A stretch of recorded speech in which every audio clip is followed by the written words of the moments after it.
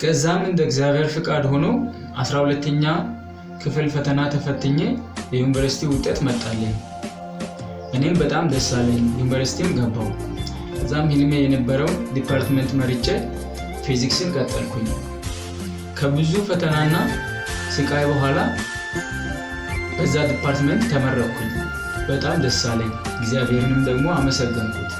ለቤተሰቦቼን ደውዬ እንኳን ደስ አላችሁ ተመረቅኩኝ፣ ከዚህ በኋላ ደረስኩላችሁ፣ ብዙ ነገር አደርግላችኋለሁ ብዬ ቃል ገባው።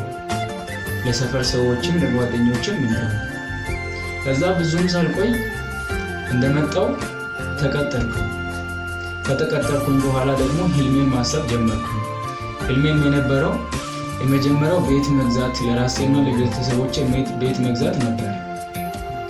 የማገኘው ገቢ 5000 ስለነበረ ለምሳሌ የ1 ሚሊዮን ቤት መግዛት ቢፈልግ አልበላም አልጠጣም ብዬ በየወሩ 3000 ብር የሚቆጥብ ከሆነ ከስንት ዓመት በኋላ ነው የ1 ሚሊዮን ቤት መግዛት የምችለው ብዬ በተማርኩት በፊዚክስ እና በካልኩሌሽን ጀመርኩኝ። 1 ሚሊዮን ቤት ለመግዛት በየወሩ 3000 ብር የሚቆጥብ ከሆነ 28 ዓመት ነበር የመጣልኝ። ከዛ ጊዜ ጀምሮ በጣም ጨነቀኝ።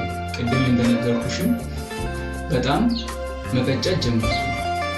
በጣም ከፋኝ፣ በጣም አዘንኩኝ። ምክንያቱም ለቤተሰቦቼ ቤት ገዛላቸዋለሁ ብዬ ቃል ገብቼላቸው ነበር። መንፈሳዊ ስራዎችን መስራት ይፈልግ ነበር። ከጓደኞቼም ደግሞ እሸሽ ነበር። ምክንያቱም ይህን ነገር ካወቅኩ በኋላ እና ይህን ስሌት ካሰላው በኋላ በጣም አዘንኩ። ከዛ በኋላ ከጣሪም ጨቀጨኩኝ። በጣም አዘንኩ። ከዛ ማንንም ሳላማክር አንድ ውሳኔ ወሰንኩ።